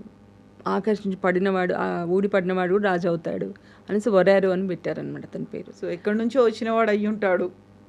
ఎక్కడి నుంచి కాదు, మర్తబాన్లోనే పుట్టాడు, అక్కడే ఉన్నాడు వాడు, అక్కడే రాజు అయ్యాడు. కానీ అతనికి మన సంబంధం అనేసి అనుకుంటున్నా. ఇప్పుడు మన జాతి వాడే అనమాట వాడు కూడా. ఓకే. చాలా గొప్పవాడు. అక్కడ ఏం చేస్తానంటే తను ధర్మశాస్త్రాన్ని తయారు చేశాడు. దాన్ని ఇప్పటికీ కూడా వరేరు ధర్మతాత్ అని అంటారు. అది మన మను గ్రంథం ఆధారంగా చేశాడు అన్నమాట. మనుస్మృతి ఆధారంగా చేయించాడు. సో అదొక లింక్ ఉంది. తర్వాత మామూలుగా 11th centuryలో మొత్తం అయిపోయింది అన్నారు కదా. తర్వాత ఎక్కడంటే ఇక్కడ ఉన్నటువంటి ఆ మోజాతీయుని వాళ్ళందరినీ కూడా ఇతను సంఘటితపరుస్తాడు. ఓకే. సో మళ్ళీ వాళ్ళందరికీ ఒక వాళ్ళ ఆశలకి ఊపిరి పూసినట్టు అయిందనమాట తను. అందుకని అతన్ని ఇప్పటికీ గుర్తుపెట్టుకుంటారు అలా. సో అది మగాడు. అయితే మీరు ఇందాక అన్నట్టుగా శాసనాలు, లైబ్రరీస్, మ్యూజియం అని అన్నారు కదా. వియత్నాంకి వెళ్దాం మనం ఇప్పుడు. చామదేవి అయిపోయింది, తర్వాత నిజంగానే వియత్నాం వెళ్ళాను. వియత్నాంలో అక్కడ చంపా అనేసి ఒక కింగ్డమ్ ఉంది. 1800 years పరిపాలించారు. ఓకే. చంపారాజులు. ఆ చంపారాజులకి సంబంధించి ఒక శాసనం దొరికింది, ఓఖాన్ శాసనం అని అంటారు. అది 5th centuryలో దొరికింది. 5th centuryలో దొరికితే దాని మీద ఉన్నటువంటి లిపి మన నాగార్జున కొండ లిపితో సరిపోలుతోంది, ఇక్ష్వాకుల లిపితో. ఇక్ష్వాకుల లిపి 3rd century, దాంతో సరిపోలుతుంది. ఈ ఒక్క ఆధారంతో నేను వియత్నాం వెళ్ళాను. నిజంగా చెప్పాలంటే ఇదే ఆధారం నాకు. అక్కడికి వెళ్ళిన తర్వాత తెలిసింది ఏమిటంటే ఆ దేశంలో ఏన్షియంట్ టెంపుల్ వచ్చేసి భద్రేశ్వర టెంపుల్, శివభద్రేశ్వర అని అంటారు. ఇక్కడ నాగార్జున కొండలో క్రీస్తు శకం 2వ శతాబ్ది టైంలో నాగార్జున కొండలో ఉన్నన్ని ఆలయాలు దేశంలో మరెక్కడా లేవు అనేసి archaeological survey of India volume 2లో చెప్తారు. నాగార్జున కొండ వాల్యూమ్ 2లో ఇందులో ఉన్నటువంటి ఆలయాల్లో అతి పురాతనమైనది పుష్పభద్రేశ్వర మహాదేవ పుష్పభద్రేశ్వర స్వామి ఆలయం. ఓకే, సేమ్ భద్రేశ్వరుడు అక్కడ కూడా ఉన్నాడు. ఇక్కడ 5th సెంచరీ, ఇక్కడేమో మన దగ్గర 2nd సెంచరీ. మహాదేవ పుష్పభద్రేశ్వర స్వామి ఆలయం, అక్కడేమో 5th సెంచరీ భద్రేశ్వర ఆలయం. స్వామి అనేది లేదు, కాకపోతే శివభద్రేశ్వర అని పెట్టుకున్నారు. ఇక్కడ మహాదేవ పుష్పభద్రేశ్వర అని ఉందన్నమాట. ఈ ఆలయాల రెండింటి కూడా వాలు కప్పులు. గోపురాలు చూస్తే గోపురాల మోడల్ ఎలా ఉంది, ప్లస్ ఇటుకలతో కట్టారు. అది ఏంటి, కాల్చిన ఇటుకలతో కట్టారు. ఓకే, నిర్మాణ శైలి కూడా ఒకే రకంగా ఉంది. శాసనం ఒకటిలాగా ఉంది, పేరు ఒకేలాగా ఉంది. చెంప రాజుల శాసనాలన్నీ కూడా సంస్కృతంలో ఉన్నాయి. వాళ్ళు సంస్కృతాన్ని ఆరాధించారు. ఒక చెంపారాజు వచ్చేసేసి తను సింహాసనం అధిష్ఠిస్తూ ఏమన్నాడంటే తనను తాను చెంపేశ్వర మహాదేవ చెంపేశ్వర పరమేశ్వరుడుగా ప్రకటించుకున్నాడు అనమాట. ఇక్కడ శాలంకాయలు కూడా తమను తాము పరమేశ్వరులుగా ప్రకటించుకున్నారు. ఇన్ని పోలికలు ఉన్నాయి అక్కడ. ఇదంతా ఒక లెవెల్ అయితే అక్కడ దాంగ్ దాంగ్ బుద్ధ అని అంటారు అనమాట. ఆ బుద్ధ విగ్రహం అచ్చు మన అమరావతి బుద్ధ అని పేరు వాడికి, ఆ బుద్ధుడి స్టాచ్యూకి. ఎందుకంటే అమరావతి మోడల్లో ఉంది అనేసి. ఓకే, ఆ బుద్ధుడు ఇప్పటికి కూడా అక్కడ వియత్నాంలోని మన హోచిమిన్ సిటీలో నేషనల్ మ్యూజియంలో ఉంది ఆ విగ్రహం. బ్రాంజ్ విగ్రహం ఇంతే ఉంటుంది. $6 million వాళ్ళు ఇది ఇన్సూరెన్స్ చేశారు. అదేంటంటే చాలా ప్రీషియస్ వాళ్ళ దేశంలో ఆ బుద్ధుడి స్టాచ్యూ. అందుకని అలాగా చాలా భద్రంగా ప్రిజర్వ్ చేస్తున్నారు దాన్ని. నాగార్జున కొండలో ఉంటుంది కదా, ఇప్పుడు మీరు వెళ్ళే ఉంటారు నాగార్జున కొండ. ఆ సేమ్ అలాగే ఉంటుంది బుద్ధ విగ్రహం, అలా నిల్చుని బుద్ధుడు అనమాట. ఇదంతా చూస్తూ ఉంటే ఆ చెంప వాళ్ళు ఎవరు, అప్పటి పౌరులు ఎవరు అంటే చామ్స్ అనేసి ఉన్నారనమాట. ఇప్పటికీ కూడా కొంతమంది ఉన్నారు, 60,000 మంది ఉన్నారు. 50 తెగలలో 51 తెగలు ఉన్నాయి అక్కడ వియత్నాంలో. అందులో ఒక తెగ చామ్ తెగ అనమాట. బాలమన్ తెగ అని అంటారు. అందులో కూడా సేమ్, మళ్ళీ ఇక్కడ ముస్లిమ్స్ కొంతమంది, హిందువులు కొంతమంది ఉన్నారు. బాలమన్ తెగ అని అంటారు వీళ్ళని. వీళ్ళు ఇప్పటికి కూడా హిందూ పద్ధతులు పాటిస్తారు. ఇండియా వెలుపల ఉన్నటువంటి అతి ప్రాచీన హిందూ తెగలు 2 ఉన్నాయి. ఒకటేమో బాలీలో ఉంది, ఒకటేమో వియత్నాంలో ఉంది. ఓకే, ఆ వియత్నాంలో ఉన్నది ఈ బాలమన్ తెగ వాళ్ళు. వీళ్ళు హిందూయిజాన్ని పాటిస్తారు. అట్లాగే సంగీత నృత్యానికి వాళ్ళు ప్రాధాన్యం ఇస్తారు. వాళ్ళ గురించి ఏం రాస్తారంటే చరిత్రకారులు ఇప్పటికీ వేళ్లతో భోంచేస్తారు అని రాస్తారు. ఓకే, మామూలు చాప్ స్టిక్స్ కదా అక్కడ ఆ ఏరియా, అంటే చైనా వియత్నాం అంటే చాప్ స్టిక్స్ కదా. సో వీళ్ళు చేతి వేళ్లతో భోంచేస్తారు అలా. సో ఆ చామ్లు ఉండేది క్వాంగ్ నామ్ అనేసి యాక్చువల్గా ఆ స్టేట్ పేరు. అది యాక్చువల్గా పాత పేరు అమరావతి దానికి. ఈ చెంపా రాజుల రాజధానులన్నీ కూడా సింహపురి, వీరాపురం, అమరావతి, శ్రీ విజయ ఇవి అన్నమాట. అందరికీ వర్మ అని ఉంటుంది, అందరి రాజులకి వర్మ అని ఉంటుంది. సో మన దగ్గర ఉన్న రాజులందరికీ వర్మాలే. శాలంకాయలను విష్ణుకున్న అందరికీ వరుస పల్లవులు. మరి వీళ్ళతో వాళ్ళకి మరి ఎవరు వెళ్ళారో, ఎప్పుడు వెళ్ళారో, ఎలా వెళ్ళారో ఆ చరిత్ర మనకు తెలీదు. ఇలా లోపలికి వెళ్ళి చూస్తే దొరుకుతున్నాయి ఆనవాళ్ళు. ఇప్పుడు లోపలికి వెళ్ళి ఇవన్నీ తెలుసుకోవడానికి అట్లీస్ట్ ఆగ్నేయాసియాలో అయినా మన వాళ్ళు ఉన్నారు అనేది ఇన్ని పేర్లతో సహా అక్కడ ఉన్నటువంటి తెగలతో సహా ఇండిపెండెంట్గా మీరొకరే వెళ్ళి చేసి తీసుకొని ఒక రీసెర్చ్ చేశారు, బయటికి వెల్లడించారు. అంతకు ముందు ఎవరైనా ట్రై చేశారా, అసలు చేయలేదా? యూజువల్గానే మనకి చరిత్రకు సంబంధించి, తెలుగుకు సంబంధించి ఆనవాళ్ళు ఇంతకుముందు నేను చెప్పిన అఖండ భారత్ అనగానే మనకి ఇన్ని చోట్ల ఆనవాళ్ళు ఉన్నాయనిపిస్తుంది. తెలుగుకి సంబంధించి ఇంతకుముందు ఎవరు ఇంతలా ఆలోచించలేదా, పట్టించుకోలేదా? పట్టించుకున్నారు. 1921లో ఈ పుస్తకం రాశారు చూడండి, ప్రాచీనాంధ్ర నౌకా జీవనము, భావరాజు వెంకటకృష్ణారావు గారిది. 1921లో ఈయన ఎన్ని దేశాల గురించి ఈస్ట్ వెస్ట్ 2 కవర్ చేశారు. ఓకే. శాతవాహనుల టైం నుంచి మనం రోమ్తో ఎలా వాణిజ్యం చేశాము, ఎక్కడెక్కడికి వెళ్ళాము, అక్కడ ఎలాంటి ఆధారాలు ఉన్నాయి. అలాగే ఇటుపక్క ఇప్పుడు నేను చెప్పిన మయన్మార్ గురించి రాశారు. థాయిలాండ్లో చామదేవ్ గురించి ఈయన రాయలేదు. యాక్చువల్గా జోలపాట కూడా రాయలేదు. తలైంగులని ఉన్నారు ఆ జాతి వాళ్లకు మనకు సంబంధాలు ఉన్నాయి, ఫస్ట్ రాజ్యాలన్నీ మనవే అని ఈయన రాశారు. అలాగే వియత్నాం చంపా రాజుల గురించి కూడా రాశారు ఈయన. ఓఖాన్ శాసనం కూడా ఈయన రాశారు. ఈ పుస్తకం నాకు 1921లో రాశారు. ఈయన మొదటి సంపుటి 21లో వచ్చింది. ఇప్పటికి 100 ఏళ్ళు దాటిపోయింది. ఇదొక రోడ్ మ్యాప్ లాగా నాకు ఉపయోగపడుతుంది. ఓకే. కానీ ఈ పుస్తకంలో ఆయన పేర్కొన్నవన్నీ తిరగాలి అంటే ఈ జీవితం సరిపోదు. అలా ఆ కాలంలో ఆయన ఎంత అభినవేశంతో ఇవన్నీ రాసుంటారు. మనం ఎందుకు ఆ తర్వాత మనం అందిపుచ్చుకోలేదు? 1921 నుంచి తర్వాత మారేమండ రామారావు గారు ఆంధ్రాస్ త్రూ ఏజెస్ అని రాశారు. ఆయన కూడా ఈ గ్రేటర్ ఆంధ్ర అని అంటారు. గ్రేటర్ ఆంధ్ర అనేసి ఆయన కూడా ఇవన్నీ విస్తృతంగా ఈ దేశాల గురించి అన్నీ ఆయన చెప్పారు, ఆగ్నేయాసియా దేశాలన్నీ. సో ప్రాచీన ఆంధ్ర ఉంది, గ్రేటర్ ఆంధ్ర ఉంది. మన వాళ్ళు ఇంత కాలం విస్తరించి ఇంత దూరం వెళ్ళారు అనుకున్నప్పుడు నిజంగా తెలుగుకి సంబంధించి సంఘాలు ఉన్నాయి, లేకపోతే దానికి సంబంధించి మండలులు ఏర్పాటయ్యారు. తెలుగు భాషకి ప్రాధాన్యత ఇవ్వాలి, లేకపోతే దాన్ని ఎలా యూసేజ్ అనేది అధికారిక భాషగా వాడుకోవాలి, ఇలాంటివన్నిటికీ ఒక ప్రయత్నాలు, ఉద్యమాలు ఇవన్నీ జరిగాయి. బట్ రూట్స్ని ట్రేస్ చేసుకుంటూ వెళ్ళడం అనేది ఒక మహోద్యమంగా మాత్రం ఎవరు ఫోకస్ పెట్టలేదు. మీరు ఇవన్నీ ఈ బుక్ తీసి ఇంత పెద్ద బుక్ తీసుకొచ్చిన తర్వాత వచ్చినటువంటి రియాక్షన్స్ ఏంటి అసలు? అది కూడా ఇండిపెండెంట్గా ఇండివిజువల్గా మీరు చేసిన తర్వాత. చాలా అంటే ఈ పుస్తకానికి బాగా గౌరవం వచ్చింది. చాలామంది ఫోన్ చేశారు. యాక్చువల్లీ నేను ఆర్టికల్స్ రాశారు, తర్వాత నాది నవలలాగా వచ్చిందని చెప్పాను కదా, అప్పుడే చాలామంది ఫోన్స్ చేశారు, అప్రిషియేట్ చేశారు. ఇంకా చాలా ఉన్నాయి అని చెప్పారు. అలా ఒక కదలిక అంటూ వచ్చింది. కానీ అంతకు మించి ఏమీ రాలేదు. మౌని మనం ఉన్నాం అని అంటారు.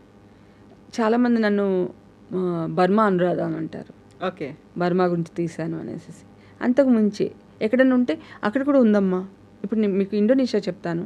ఒక ఆయన ఫోన్ చేసి, నేను ఒక ఇండోనేషియా గురించి రాశాను, ఆయన ఫోన్ చేసి, అమ్మ సుకర్నో అంటే ఫస్ట్ ప్రెసిడెంట్ ఆఫ్ ఇండోనేషియా వచ్చి సుకర్నో, ఆయన కొడుకు గుంటూరు తెలుసా నీకు అని అన్నారు. ఆయన పేరు గుంటూరా? అవునమ్మా గుంటూరు, మీకు తెలీదా అని అన్నారు. ఆయన పేరే గుంటూరు పెట్టుకున్నారు. ఆయన పేరే గుంటూరు సుకర్ణ పుత్ర. ఇప్పుడు ఉన్నారు ఆయన 75 years. అదేంటంటే ఆ దేశంలో గుంటూరు అనేది కామన్ పేరు. అక్కడ ఉరుము అంటారు దాన్ని, థండర్. సో ఇండోనేషియాలో ఇంకా ఏమున్నాయి అని చూస్తే ఫస్ట్ మనం మాట్లాడుకోవాల్సింది బోరబోతూర్ అని ఒక పెద్ద స్తూపం ఉంటుంది అక్కడ. ఒక కొండనంత రాతి కొండ, దాన్నంతా తొలిచి పెద్ద స్తూపం, మండలం ఆకారంలో స్తూపంలా కట్టారు. 125 అడుగులు అలా ఉంటుంది, చాలా పెద్దది. మొత్తం తిరగాలంటే కింద నుంచి మెట్లు ఉంటాయి, 4 sides నుంచి వెళ్ళాలంటే 3.5 గంటలు పడుతుంది. అంత పెద్ద పోయి అంటే కింది దిగడానికి, మొత్తం తిరగడానికి. సో ఆ కొండ ఏంటి అంటే అక్కడ మాతరులు అనే రాజ్యం వాళ్ళు దాన్ని నిర్మించారు 8th centuryలో. మాతరులు, ఆ రాజు స్థాపించిన రాజు పేరు సన్న ఏమిటి అంటే అక్కడ చెప్తారు కదా, అది తెలుగు కన్నడ పేరు నుంచే వచ్చింది అనేసి. సరే, సన్న రాజ్యం ఇక్కడ వచ్చేసేసి అది 8th century. ఇక్కడ మన శ్రీకాకుళంలో మాతరులు అనేసి ఒక రాజ్యం ఉండేది, మాతర రాజ్యం 4th centuryలో. ఓకే. 3rd 4th centuryలో బొజ్జన కొండ అనేసి అనకాపల్లి పక్కన ఒకటి ఉంటుంది. అదొక పెద్ద, అది కూడా ఇలాగే గూళ్ళలా ఒక స్తూపమే. గూడు లాంటి అమరికలో బుద్ధుడి విగ్రహాలు ఉంటాయి అన్నమాట. ఇది ఒకప్పుడు 4 అంతస్తులు ఉందంటే 2nd to 4th century నిర్మించారు బొజ్జన కొండని. ఇప్పుడు 2 అంతస్తులే ఉంది, అప్పుడు 4 అంతస్తులు ఉండేదంట. సేమ్ అదే మోడల్ బోరబుదురు ఉంటుంది. సేమ్ బుద్ధుడు గూళ్ళలో ఉంటాడు, మాతరులు ఇక్కడ ఉన్నారు. వీళ్ళ పేర్ల వెనుక కూడా వర్మ అని ఉంటుంది, అక్కడ కూడా వర్మ అని ఉన్న తర్వాత. సో మరి ఆ మాతరులకి ఈ మాతరులకి సంబంధం ఉందా? బొజ్జనకొండకి శ్రీకాకుళానికి దగ్గరేగా, ఒక 100 కిలోమీటర్లు కూడా ఉండదు. తెలీదు. బొజ్జనకొండ అంత దూరంలో, అది బోరబదురు అంత దూరంలో నిర్మించారు. తర్వాత బోరబదుర్లో బుద్ధుడి జాతక కథలన్నీ కూడా స్టోన్ ప్యానల్స్ ఉన్నాయన్నమాట. అట్లాగే సుధనుడు అనే ఒక రాజు ఒక బౌద్ధ ఒక యువకుడు సుధనుడు అనేవాడు, అతడిది కూడా స్టోన్ ప్యానల్స్ ఉన్నాయి. బుద్ధుడివి 450 ఉంటే ఈ సుధనుడు అనేవాడివి 1200 ఉన్నాయన్నమాట. 1250 ఉన్నాయి. ఓకే. 3 అంతస్తుల్లో, 2, 3, 4 అంతస్తుల్లో మొత్తం అదే ఉంటుందన్నమాట. సుధనుడి కథలు చెప్తుంటారు. ఎవరి సుధనుడు అంటే మన అమరావతి అంటే ధాన్య కటకం వ్యాపారి కొడుకు. 2nd సెంచరీకి సంబంధించినటువంటి మహాయాన గ్రంథం గండ వ్యూహ అని ఉందన్నమాట. ఆ గండ వ్యూహాలో కథ ఈ సుధనుడు. ఆ గండ వ్యూహ కథ ఏంటంటే, ఈ సుధనుడు అనేవాడు అనే ధాన్య కటకం వ్యాపారి కొడుకు బోధిసత్వుడిగా మారేందుకు మార్గం వెతుకుతూ 50 మంది గురువులను కలుస్తాడనమాట. సో ధాన్య కటకంలో స్టోరీ స్టార్ట్ అవుతుంది, మళ్ళీ ఇక్కడే ఎండ్ అవుతుంది. అతడు మొత్తం ప్రయాణం అంతా అక్కడ రాళ్ళ మీద చెక్కుకున్నారు వాళ్ళు. ఓకే. ఏం అవసరం అంత దూరంలో? ఇండోనేషియా ఎంత దూరంలో ఉంది? 6000 కిలోమీటర్ల పైన ఉంది. మాతర రాజ్యం ఇక్కడ అక్కడ, మళ్ళీ బోరబుద్దూర్, బొజ్జనకొండ, సుధనుడు, ప్లస్ అక్కడ రాజులు శైలేంద్రులు అని అంటారు. నెక్స్ట్ రాజు మాతరం తర్వాత శైలేంద్రులు. ఆ శైలేంద్ర రాజుల్లో అన్ని వర్మ అని ఉంటాయి, వాళ్ళ పేర్లన్నీ కూడా పూర్ణవర్మ. మళ్ళీ మీకు చెప్తాను. ఈయన ఒక రాజు గురించి, పూర్ణవర్మ అని ఒక రాజు గురించి. ఇప్పుడు జకార్తా క్యాపిటల్ సిటీ కదా, జకార్తా అవుట్స్కర్ట్స్లో ఒకప్పుడు తరుమ నగరం అని ఒక రాజ్యం ఉండేది. ఆ తరుమ నగరానికి సంబంధించిన రాజు పూర్ణవర్మ. అతను పెద్ద శాసనం దొరుకుతుంది. ఆ శాసనం మీద అతని పాద ముద్రలు ఉన్నాయి. ఓకే. అది ఈయన రాశారు. పూర్ణవర్మ శాసనం దొరికింది. ఆ లిపి అంతా మన లిపిలాగే ఉంది, వేంగి లిపిలాగా ఉంది. అతని పాదముద్రలు కూడా ఉన్నాయి అనేసి. నేషనల్ మ్యూజియం ఆఫ్ ఇండోనేషియా వెళ్ళి జకార్తాలో వెళితే పెద్ద ఏసీలో ఒక పెద్ద రాయి, ఇంత పెద్ద రాయి ఉందన్నమాట. అది పూర్ణవర్మ పాదముద్రలు కూడా ఉన్నాయి. 2nd ఫ్లోర్లో ఉంటుంది. శాసనాలన్నీ కూడా తూగు శాసనం, తెలగబాతు శాసనం, కోటకాపు శాసనం, తెలంగావు శాసనం, ఇలాంటి శాసనాలు. ఆ పేర్లు చూస్తేనే మనం తెలుగు అని అనిపిస్తుంది. అవును. శైలేంద్రులు అని చెప్పాను కదా, శైలేంద్రులు వాళ్ళ వర్మ అని ఉంటాయి. ఆ రాజులు వాళ్ళ కాలంలో కోళ్ల పందాలు ఎక్కువగా ఆడేవాళ్ళంట. కోళ్ల పందాల నుంచి ఎక్కువ ఆదాయం వచ్చేదంట. ఓకే. మేనరిక పెళ్ళిళ్ళు చేసుకునేవాళ్ళంట. ఇండోనేషియాలో 11వ శతాబ్దిలో ఐర్లంగా అనే ఒక రాజు ఉండేవాడు అనమాట, చక్రవర్తి. అతను సాంస్కృతిక వైభవాన్ని తెచ్చాడు, పునరుద్ధరించాడు అనేసి అతని గురించి గొప్పగా చెప్తారు. గొప్ప రాజుల్లో అతను ఒకడు. more than 20 years పరిపాలించాడు అనమాట. సో అతనికి ఒక కూతురు, 2 కొడుకులు.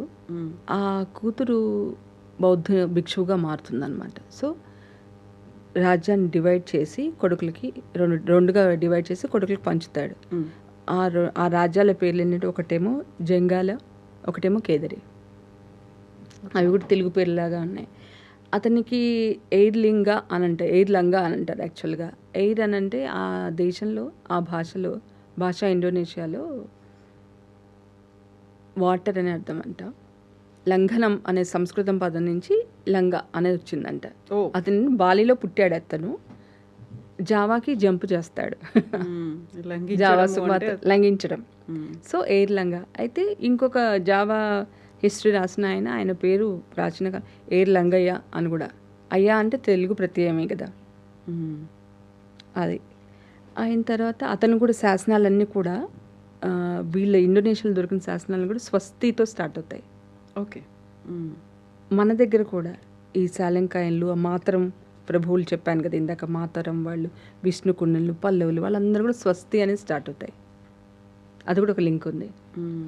అలాగే నేషనల్ మ్యూజియం ఆఫ్ వియత్నాం, ఇండోనేషియాలో తిరుగుతుంటే అక్కడ జకార్తాలో అక్కడ క్లియర్గా రాశారు, ఎర్లీ పీరియడ్ అంటే 8th century వరకు ఉన్నటువంటి లిపికి మూలం పల్లవ గ్రంథి లిపి అనేసి ఓకే. క్లియర్గా వాళ్ళు అందులో. అట్లాగే శిల్పం కూడా అమరావతి శిల్ప శైలి అలా.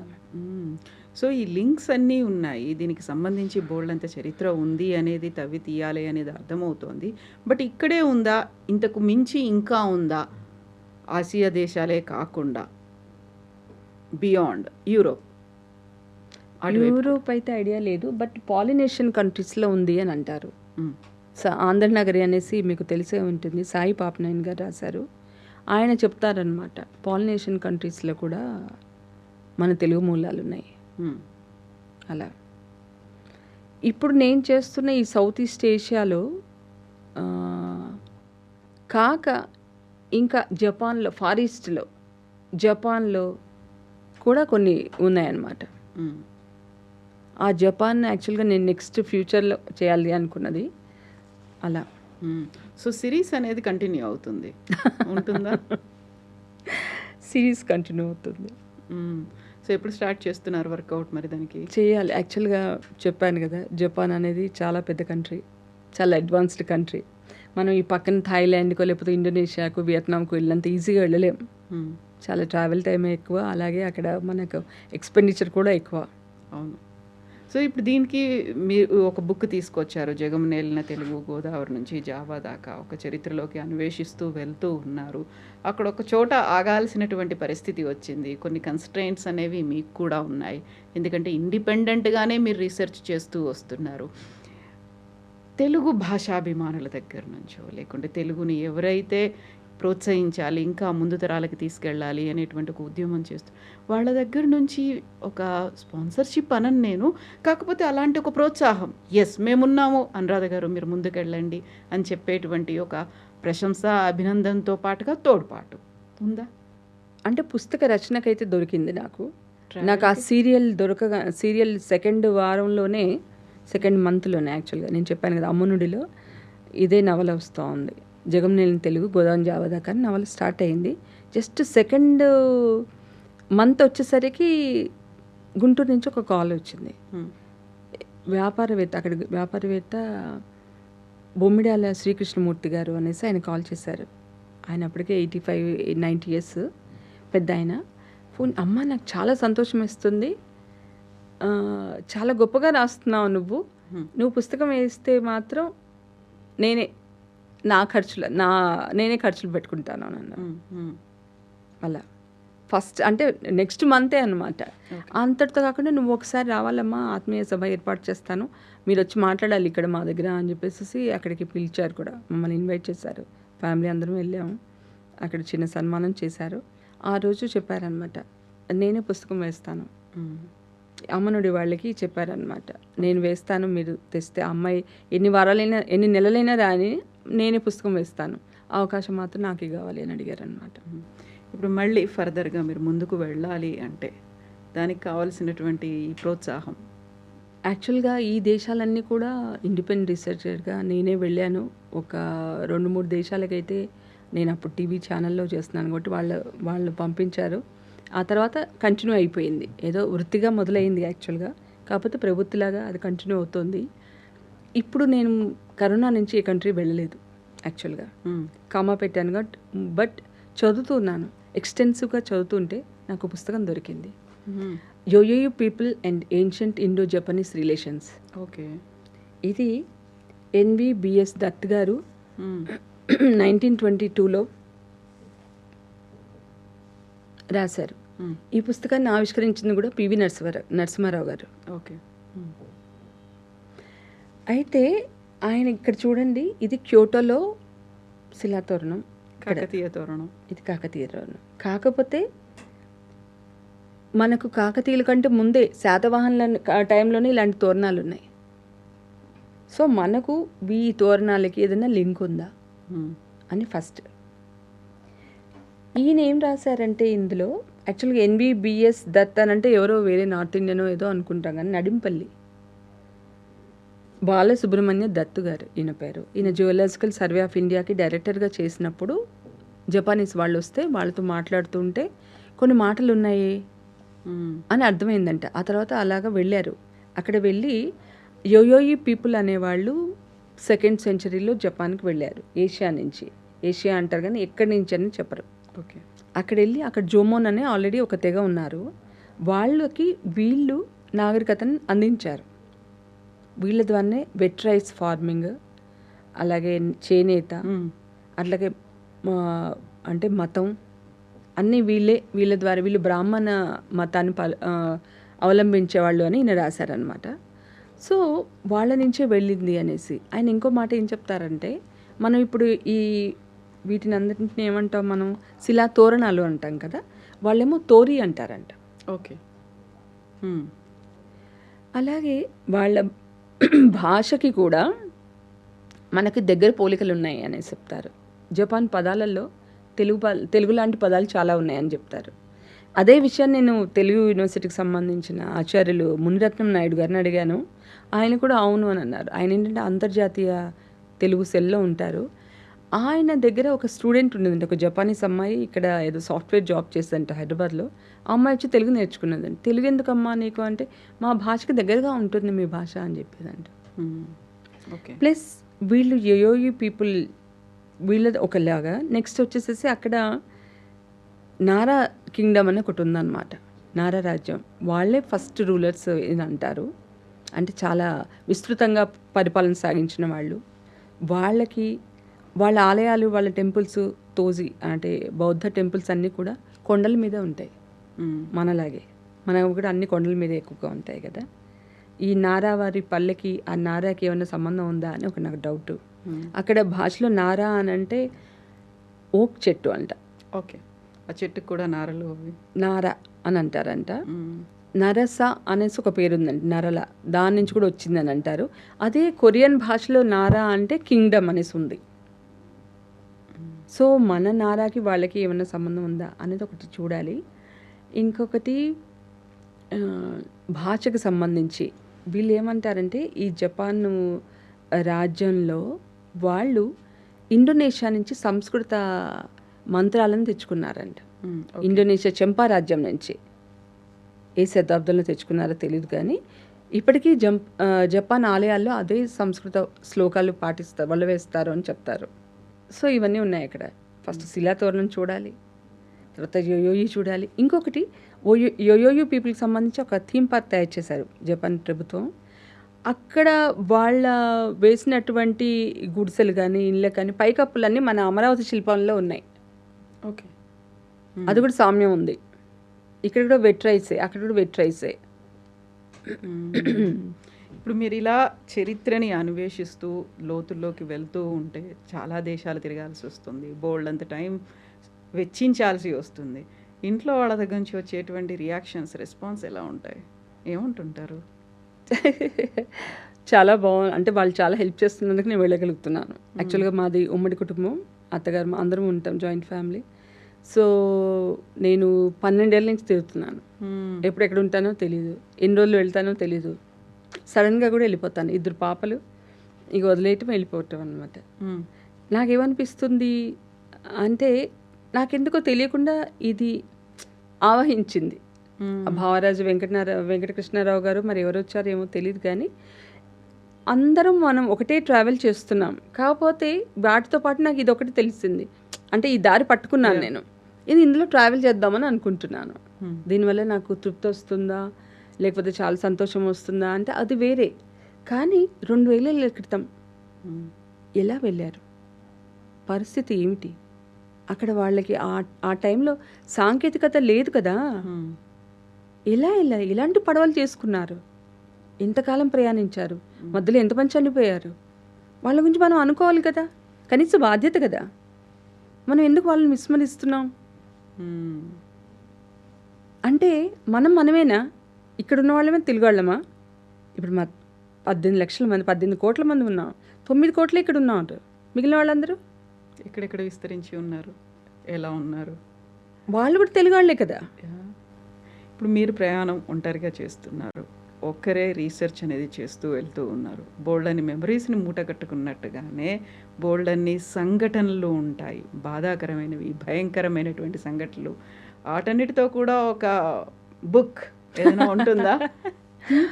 బుక్ అయితే నేను రాయదలుచుకోలేదు, ఎందుకంటే అనవసరంగా అది డిస్ట్రాక్ట్ అవుతుంది అని అనిపిస్తుంది. అఫ్ కోర్స్ రాయాలి అని అంటారు, ట్రావెల్ లాగా ఆ సంఘటనలు అవన్నీ రాయమని అడుగుతారు కొంతమంది, కానీ నేను అది అనుకోవట్లేదు. కాకపోతే మీకోసం ఒక చిన్న సంఘటన 1-2 చెప్తాను. శ్రీలంకలో ఉన్నాను నేను. శ్రీలంక గురించి మనం మాట్లాడుకోలేదు యాక్చువల్గా. శ్రీలంక మీరు వెళ్తారు కదా, టూరిస్టులు ఎవరైనా వెళ్తారు, మనందరం ఈ మధ్య ఎక్కువ వెళ్తున్నాం, డైరెక్ట్ ఫ్లైట్స్ కూడా వచ్చేసాయి. అక్కడికి వెళ్తే అక్కడ ఎక్కడైనా మీకు చెయ్యి జోష్యం చెప్తూ ఆడవాళ్ళు, లేకపోతే కోతులు ఆడిస్తూనో, లేకపోతే పాములు ఆడిస్తూనో ఎవరైనా కనిపిస్తారనుకోండి, మీరు వెళ్ళిపోండి చక్కగా వాళ్ళ దగ్గరికి. ఏ ఊరన్నా, ఏం పేరన్నా అని అడగండి, తెలుగులో మాట్లాడతారు. జస్ట్ ఏం పేరు అని, నీ పేరు ఏమిటి అని అంటే సోమేష్ అన్న, సోము అన్న, సోము అక్క అని అంటాడు. అలాంటి వాళ్ళు కొలంబో, క్యాండీ, దంబుల్లా, అనురాధపుర ప్రతి చోట ఉన్నారు. ఒక 10,000 మంది ఉంటారు.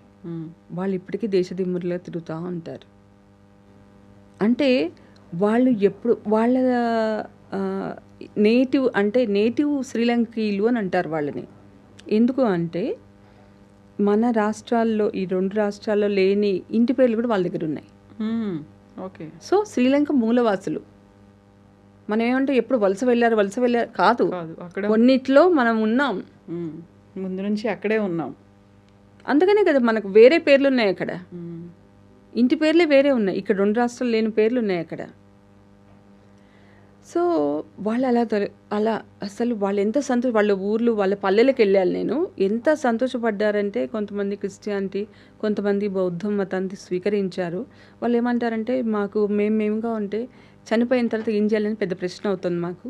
సో అందుకని ఇటో మతం తీసుకుంటే మాకు కొద్దిగా తృప్తిగా ఉంటుంది, చనిపోయినా మాకు చేస్తారులే అనేసి.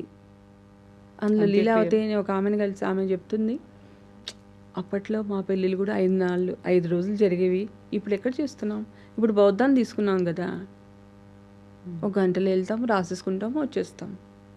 నల్లపూసల దంటలు మేము కట్టుకునేవాళ్ళు, ఇప్పుడు కట్టుకోవట్లేదు. అలా చెప్తారు వాళ్ళు. ఇది ఒక కథ శ్రీలంకకు సంబంధించి. శ్రీలంక అంటే నిజంగానే మనకు తమిళ్ వాళ్ళకి దగ్గర, మనకు చాలా దూరం, మనకు సంబంధమే లేదు కదా. కానీ శ్రీలంక ఫస్ట్ రాజ్యం, లాస్ట్ రాజ్యం మన తెలుగు వాళ్ళది. విజయుడు అనేసి శ్రీకాకుళం నుంచి 5th century BC, అంటే ఆయన బుద్ధుడికి కాంటెంపరీ, చాలా అల్లరి పిల్లాడు, వాడిని భరించడం కష్టం అనేసి వాళ్ళ నాన్న ఏం చేస్తాడు, పడవలో వాడి ఫ్రెండ్స్ 900 మందిని కట్టేసేసి నీళ్ళలో వదిలేస్తాడు.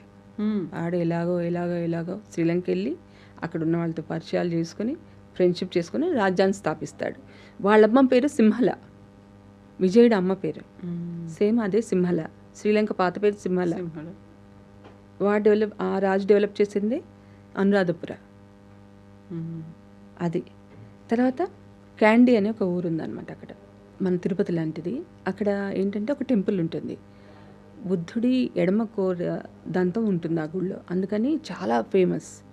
ప్రెసిడెంట్ ఫస్ట్ ప్రమాణం చేసిన నెక్స్ట్ 1 hour అక్కడ ఉంటాడు, అక్కడ వెళ్ళి దర్శనం చేసుకుంటాడు. అంత శ్రీ దళద మాలిగవ ఆలయం అని అంటారు దాన్ని. దళద అంటే దంతం. సో అక్కడికి వెళ్తే అక్కడ గోడల మీద హేమమాలి దంతకుమారుడు అని ఉంటుంది, వాళ్ళు తీసుకొచ్చారు. ఆమె కొప్పులో ఇలా పెట్టుకొని వచ్చిందంట. ఆమె ఎవరు అంటే కళింగ రాకుమారి అని అంటారు. ఆమెనేమో ఇక్కడ దంతపురం అన్నది, శ్రీకాకుళం పక్కనే, శ్రీకాకుళం జిల్లాలో. ఆ రాకుమారి గుహశివుడు అని వాళ్ళ నాన్న. అదేంటంటే ఆ దంతం ఎక్కడుంటే అక్కడ చాలా సుభిక్షంగా ఉండేది రాజ్యం. అందుకని ఎప్పుడు గొడవలు అయ్యేది. ప్రతి రాజ్యం వాళ్ళు దండెత్తడం, మాకు కావాలని తీసుకెళ్ళిపోవటం. అలాంటి సమయంలో ఈవిడ వాళ్ళ గుహశివుడు తమ కూతురికి అల్లుడికి చెప్పి, మీరు ఎలా అయినా సరే శ్రీలంక తీసుకెళ్ళండి, అక్కడ నా ఫ్రెండ్ ఉన్నాడు అనురాధపురాలో, వాడికి ఇవ్వండి అంటే వాళ్ళిద్దరూ ప్రయాణం చేస్తారు. దళద వంశం అనేసి ఒక గ్రంథం కూడా ఉంది, అందులో ఈ ప్రయాణం అంతా ఉంటుంది అన్నమాట. సో ఆమె వస్తుంది, ఆమె వచ్చి అలా చేస్తుంది. కానీ మనం కళింగ అంటే మనకు సంబంధం లేదు కదా అని అనుకుంటాం. కళింగ రాకుమారి ఇప్పటికీ శ్రీకాకుళంలో సింగపురం అని ఉంది, విజయుడి ఊరు. అక్కడికి వెళ్ళి మీరు అడిగినా కూడా విజయుడు ఈ ఊరు వాడేవాడు అని అడుగుతారు, వాళ్ళకి తెలియదు. ఒక చిన్న స్టాచ్యూ కూడా లేదు అతనిది.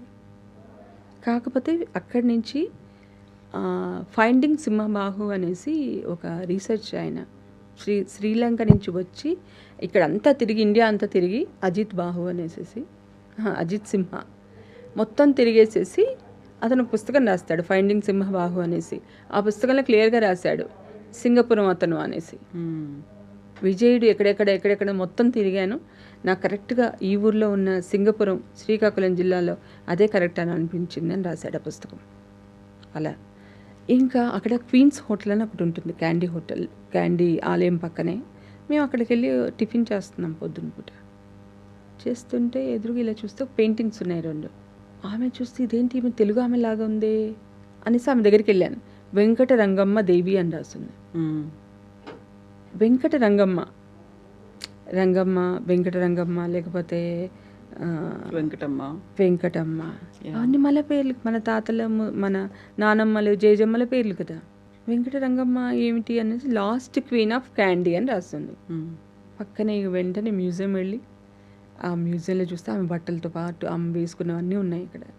తర్వాత అక్కడ లైబ్రరీ ఉంటే లైబ్రరీకి వెళ్తే లాస్ట్ రూలర్స్ ఆఫ్ క్యాండీ అనే బుక్ దొరికింది. అందులో వాళ్ళు క్యాండీ లాస్ట్ రూలర్స్ వచ్చేసి తెలుగు వాళ్ళని వడగర్లు అని అనేవాళ్ళంట, ఉత్తరం నుంచి వచ్చిన వాళ్ళు ఏంటంటే ఆ క్యాండీ రాజులు మధురై తంజావూరు రాణులను పెళ్లి చేసుకునేవాళ్ళు, అంటే యువరాణులను పెళ్లి చేసుకునేవాళ్ళు.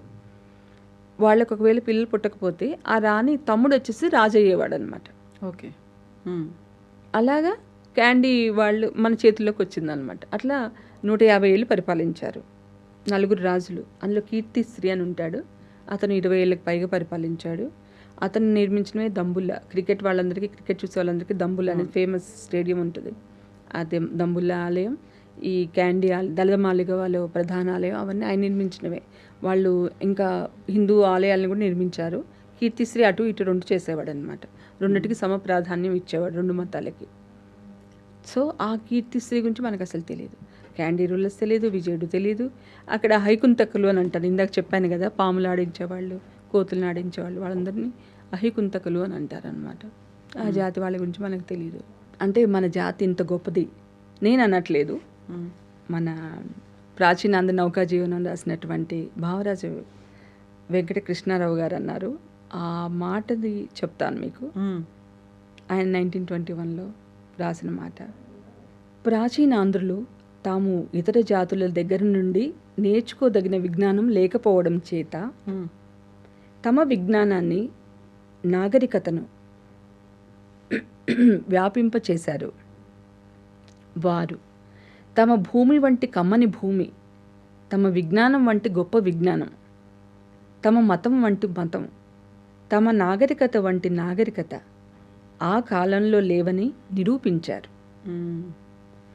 నాటి చిహ్నాలు నేటికి తూర్పు సముద్రపు దేశాంతరములందు దీవులందు నిలిచి ఉన్నాయి. వారు సృష్టించిన మహాసామ్రాజ్యమును మనం తలుచుకొని ఆనందించగలము.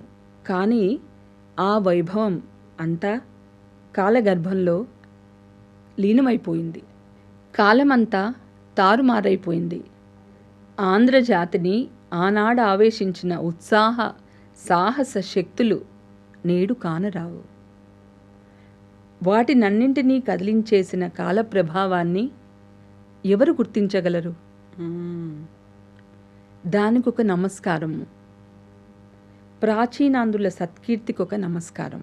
పిక్చర్ అభి బాకీ హే అన్నట్టుగా చాలా చాలా చాలా ఉంది చరిత్రలోకి. ఇంకా తవ్వుకుంటూ లోపలికి వెళ్తే అన్వేషణ అనేది ఇంకా కొనసాగుతూనే ఉంది, కొనసాగాలి. దానికి తగ్గట్టుగా మీకు బలం, కేవలం బలం ఉంటే సరిపోదు, సమయము కావాలి, అట్ ద సేమ్ టైం కావలసినటువంటి ప్రోత్సాహము అది కూడా అవసరం ఉంటుంది. సో తెలుగు భాష అభిమానులు ఎలా అయితే తెలుగుని నిరంతరం ఉండాలి అనుకుంటున్నారో, తరతరాలుగా ఉంది అధికారిక భాష, మన ప్రాచీన భాష, ఇవన్నీ అనుకున్నట్టుగా ముందు తరాలకి అందించాలి చరిత్ర కోసం. ఆ కృషి అనేది మీరు కంటిన్యూ చేయండి. హోప్ఫుల్లీ మీకు తగ్గ, మీకు సరిపోయేటువంటి, మీకు కావలసినటువంటి ప్రోత్సాహం, ప్రోద్బలం కూడా అందాలని కోరుకుంటూ తెలుగు తల్లి అందిస్తుందని అనుకుంటున్నాను నేను. ఎస్, అదే తెలుగు తల్లి ఆశీర్వాదాలు కూడా, భాషాభిమానుల ప్రోత్సాహం కూడా మీకు ఉండాలని. థ్యాంక్ యూ సో మచ్ అన్న. Thank you. Thank you. నిజంగా ప్రస్తుతం ఉన్నటువంటి సమాజం దేనికి ప్రయారిటీ ఇస్తుంది?